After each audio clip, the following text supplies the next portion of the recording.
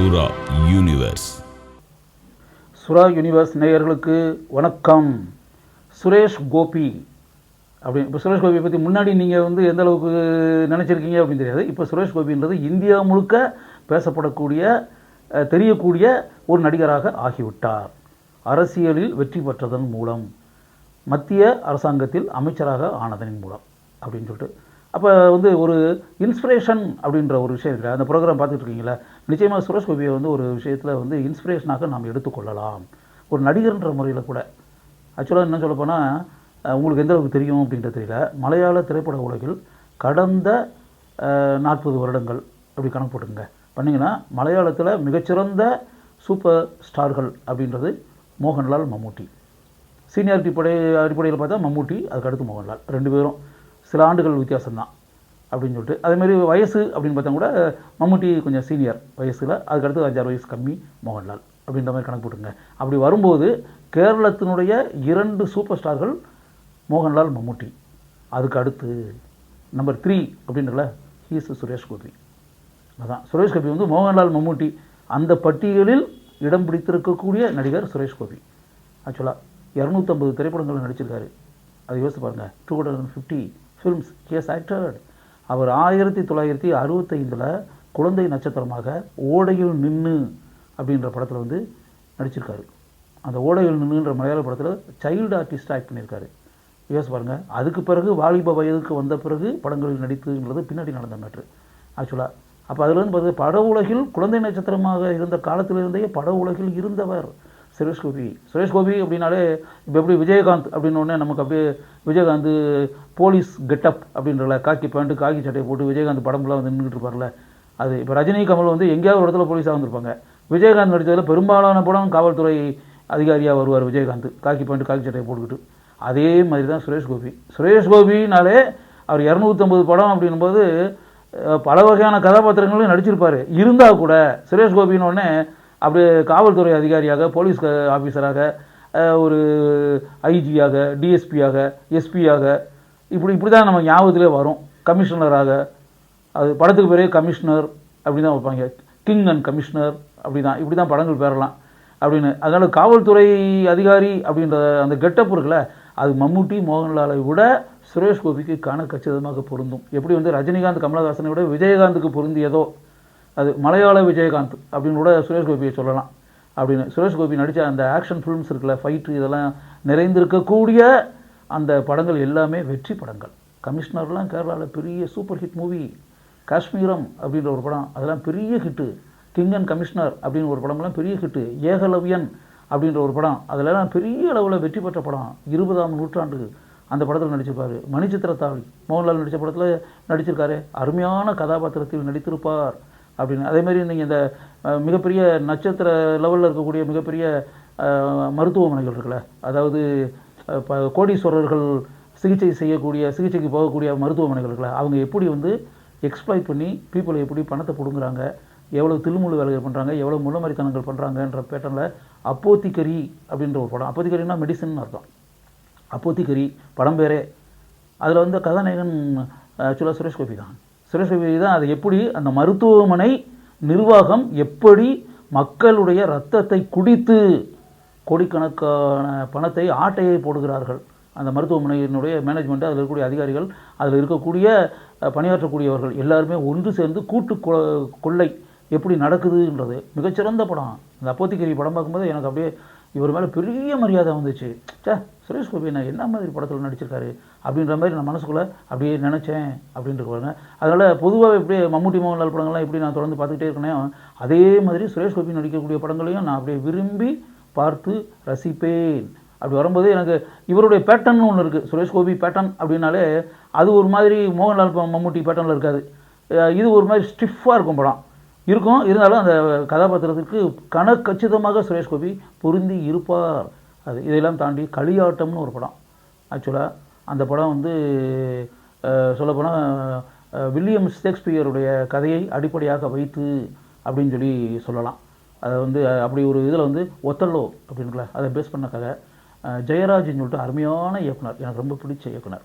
அவர் இயக்கிய திரைப்படம். அதில் கதாநாயகனாக சுரேஷ் கோபி நடித்து, உங்களுக்கே தெரியாத ஒரு விஷயம், நேஷனல் அவார்டு, இந்தியாவினுடைய சிறந்த நடிகருக்கான விருதை களியாட்டம் திரைப்படத்திற்காக சுரேஷ் கோபி அந்த படத்திற்காக பெற்றார். ஸ்டேட் அவார்டு கேரளா கவர்மெண்ட்டினுடைய விருதும் அந்த வருஷம் பெஸ்ட் ஆக்டர் அப்படின்னு சொல்லி அவருக்கு தான் கிடைச்சி. அந்த ஆண்டினுடைய சிறந்த இந்தியாவிலேயே சிறந்த நடிகர், அதில் நினச்சி பார்க்க முடியுமா? இந்தியாவிலேயே சிறந்த நடிகர்ன்ற விருது வந்து களியாட்டம்ன்ற ஒரு படத்துக்காக சுரேஷ் கோபி வாங்கி இருக்கிறார் அப்படிங்களா? அது சுரேஷ் கோபியினுடைய கலை உலக பயணத்தில் மிக முக்கிய பங்கு வகிக்கக்கூடிய திரைப்படம் களியாட்டம் அப்படின்னு வச்சுக்கோங்க. இது போக இது இருக்கு இல்லையா, கோடீஸ்வரன் ப்ரோக்ராம், அதில் வந்து நீங்களுக்கும் ஆகாம் கோடீஸ்வரன் அந்த ப்ரோக்ராம் வந்து ஹோஸ்ட் ஏசியா நெட்டில் வந்து 5 சீசன்ஸ் அவர் தான், சுரேஷ் கோபி தான்.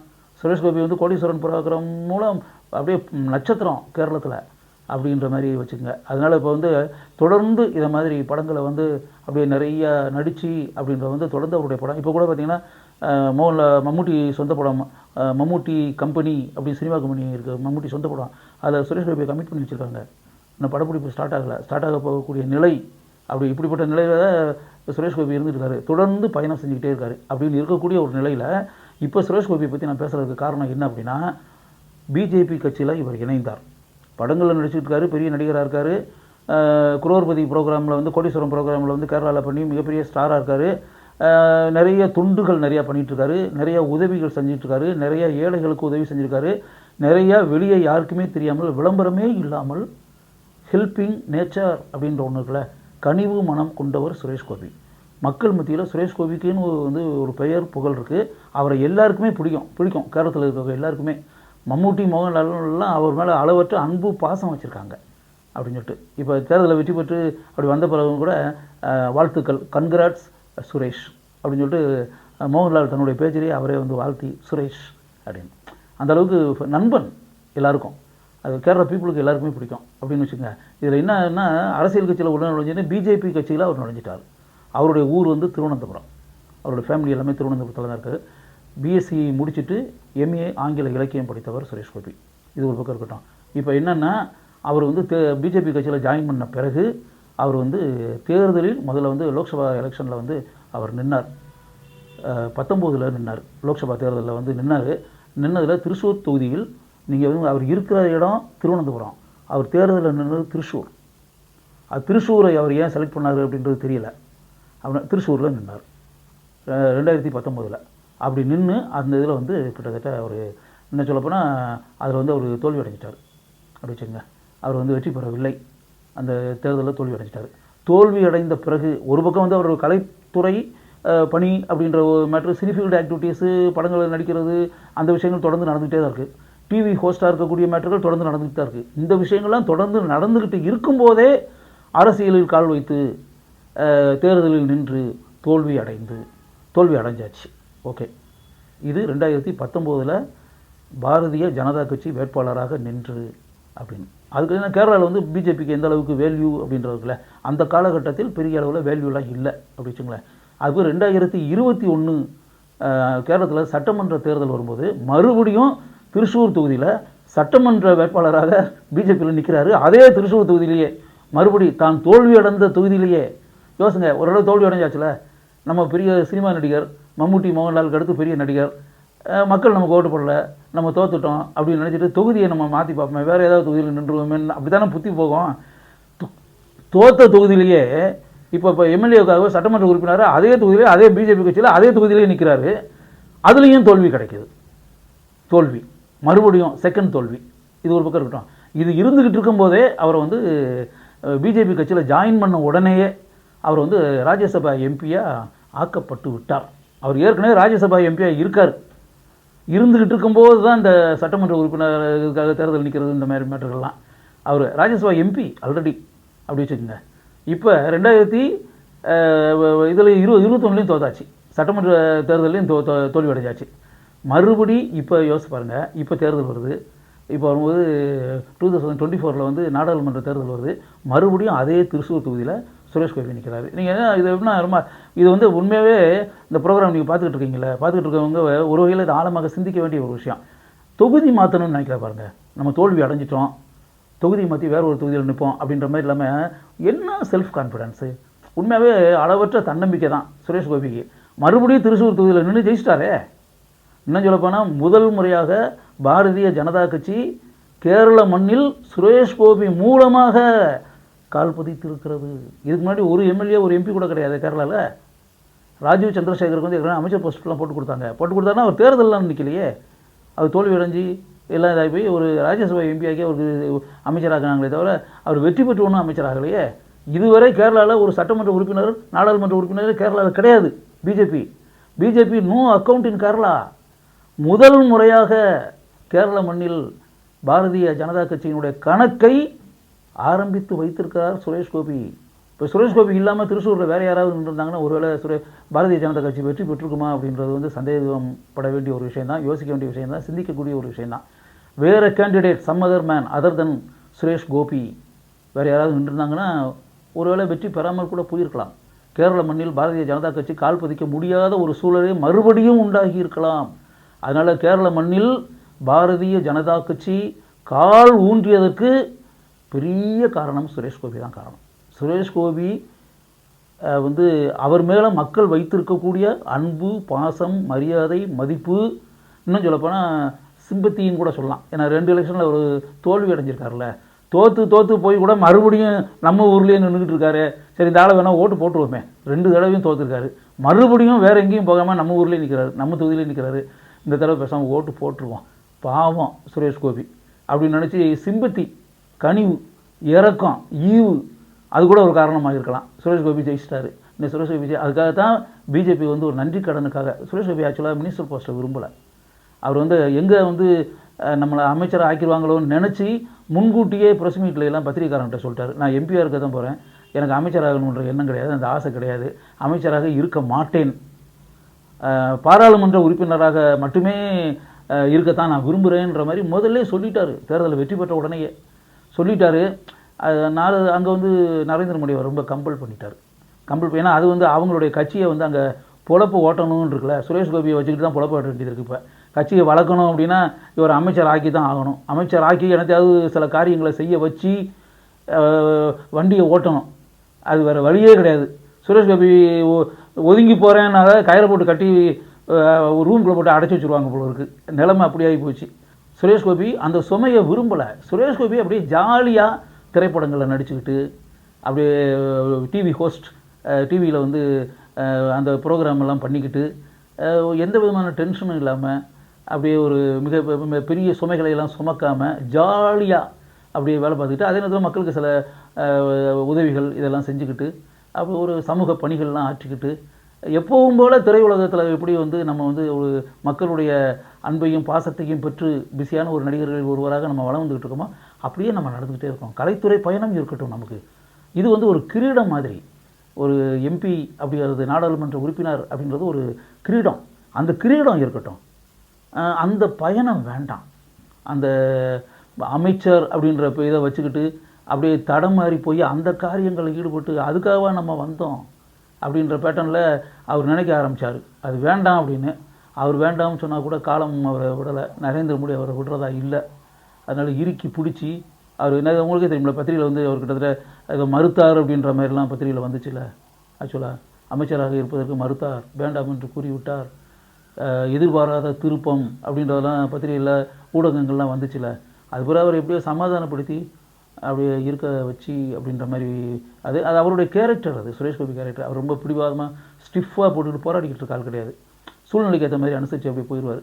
அதனால் சரி அவங்க எல்லாருமே கம்பல் பண்ண உடனே, நரேந்திர மோடி எல்லாருமே கம்பல் பண்ண உடனே சரின்னு சொல்லிட்டு அவர் அவங்களுடைய அந்த வற்புறுத்தலுக்கு இணங்கி சம்மதித்து வேறு வழியே இல்லாமல் அமைச்சராக இருப்பதற்கு ஒத்துக்கொண்டார் சுரேஷ் கோபி அப்படின்னு சொல்லி. அதனால் இப்போ வந்து சுரேஷ் கோபி வந்து ஒரு திரைப்பட நடிகராக மக்களுடைய உள்ளங்களில் வாழ்ந்து கொண்டிருக்கக்கூடிய சுரேஷ் கோபி அரசியல் உலகத்திற்குள் நுழைந்து 2 தோல்விகளை சந்தித்த பிறகு 3வது முறையாக அதே தொகுதியில் போட்டிக்கிட்டு நாடாளுமன்ற உறுப்பினராக மக்களால் தேர்ந்தெடுக்கப்பட்டு அமைச்சராக ஆக்கக்கூடிய அளவிற்கு வாழ்க்கையில் உயர்வு பெற்றிருக்கிறார் அப்படின்னு பார்த்தா அப்படியே சுரேஷ் கோபியினுடைய அந்த ட்ராவலிங் அப்படின்ற மாதிரி அப்படி இது பண்ணி பாருங்கள். ஒரு மனிதன் வாழ்க்கையில் வெற்றி பெற வேண்டும் அப்படின்ற மாதிரி இருந்தால் எந்த அளவிற்கு தனக்குன்னு சொல்லி ஒரு தனி பாதையை வகுத்து, இப்போ நீங்கள் மோகன்லால் மம்முட்டி நடிக்கிறாங்கன்னா அவங்க வந்து பல கதாபாத்திரங்களையும் செய்து அப்படின்னு இருக்கும். சுரேஷ் கோபி அந்த பேட்டர்லாம் கிடையாது. அவருக்குன்னு ஆக்ஷன் ஃபிலிம்ஸ் எல்லாமே பெரும்பாலும் அவருடைய வெற்றிக்கு பெரிய காரணம் வந்து ஸ்கிரிப்ட் ரைட்டர் ரஞ்சி பணிக்கர் அப்படின்னு கேரளாவில் இருக்கார். ஆக்ஷன் ஃபிலிம்ஸ் எல்லாம் இவருடைய பெரும்பாலான படத்துக்கு ரஞ்சி பணிக்கர் தான் ஸ்கிரிப்ட். அந்த படங்களை எல்லாம் பெரும்பாலான படங்களை இயக்கியவர். ஆக்ஷன் ஃபிலிம்ஸ் இயக்குவதில் அரசரான சாஜி கைலாஷ். Super combination. சாஜி கைலாஷுக்கு சுரேஷ் கோபி மாதிரி ஒரு நடிகர் கிடைச்சது அவருக்கு கிஃப்ட்டு. அதே மாதிரி சாஜி கைலாஷ் மாதிரி ஒரு இயக்குனர் கிடைச்சது சுரேஷ் கோபியினுடைய கிஃப்ட். ரஞ்சி பணிக்கர் மாதிரி ஆக்ஷன் ஃபிலிம் பண்ணக்கூடிய, கதை எழுதக்கூடிய ஸ்கிரிப்ட் ரைட்டர் கிடைச்சது சுரேஷ் கோபியினுடைய கிஃப்ட். அதுபோல் ஜோஷி இயக்கத்திலையும் சுரேஷ் கோபி நடித்திருக்கிறார் அப்படின்னு சொல்லிட்டு. அதனால் அந்த கலை உலக பயணத்தில் அவர் வந்து எப்படிப்பட்ட காம்பினேஷன் இருக்கக்கூடிய மனிதர்கள் இருக்கக்கூடிய படங்களில் அவர் நடித்து அவர் தொடர்ந்து அந்த வெற்றி படங்களில் நடித்தார் அப்படின்றது ஒன்று. அதை தாண்டி அப்படியே தொடர்ந்து இயங்கிக் கொண்டே இருக்க வேண்டும் அப்படின்றதுக்காக ஏசியானெட்டினுடைய கோடீஸ்வரன் ப்ரோக்ராம்களை உள்ள நுழைஞ்சி அது வந்து எந்த அளவிற்கு தொடர்ந்து அவர் செயல்பட்டு கொண்டே இருந்தார் அப்படின்றது ஒன்று. அதுபோல் அரசியல் உலகத்திற்குள் நுழைந்து அங்கும் எப்படி ஒரு உயர்வை அடைந்திருக்கிறார் அப்படின்னு. அதனால் சுரேஷ் கோபியை பொறுத்தவரை தான் கால் வைத்த அனைத்து துறைகளிலும் தன்னுடைய திறமையை வெளிப்படுத்தி தொடர்ந்து இயங்கிக் கொண்டே இருந்து கொண்டே இப்போவும் படங்கள் நடித்துக்கொண்டே இருக்காரு. டிவியில் போஸ்ட் பண்ணிக்கிட்டு தான் இருக்காரு. இப்போ கூட நரேந்திர மோடி ஒரு படங்கள்லாம் நடித்து அட்வான்ஸ் வாங்கிட்டேன் அது உள்ள சொல்லும்போது அவர் ஆக்சுவலாக நடிகனே சொல்லியிருக்காரு. அதெல்லாம் ஏற்கனவே கமிட் பண்ணதெல்லாம் அவங்க நடிச்சு முடிச்சு கொடுங்கன்ற மாதிரி தான் சொல்லியிருக்காரு ஆக்சுவலாக. அதனால் வந்து அந்த அளவிற்கு தொடர்ந்து செயல்பட்டு கொண்டிருக்கக்கூடிய சுரேஷ் கோபி. அதனால் அரசியல் களத்தில் கால் வைத்து வெற்றி பெற்ற நட்சத்திரமாக ஜொலித்து கொண்டிருக்கும் சுரேஷ் கோபியினுடைய கலை உலக பயணம், அரசியல் பயணம். இதற்கு பின்னாடி இப்படிப்பட்ட பல சுவாரஸ்யமான அரிய தகவல்கள் இருக்கின்றன என்பதை நீங்கள் தெரிந்து கொள்ள வேண்டும் என்பதற்காக இங்கு நான் இந்த சம்பவங்களை பதிவு செய்கிறேன். சுரா யூனிவர்ஸ் சேனலை சப்ஸ்கிரைப் பண்ணாதவங்க உடனே சப்ஸ்கிரைப் பண்ணுங்க, லைக் பண்ணுங்க, ஷேர் பண்ணுங்க, பக்கத்தில் உள்ள பெல் பட்டனை மறந்துடாம கிளிக் பண்ணுங்க. நன்றி.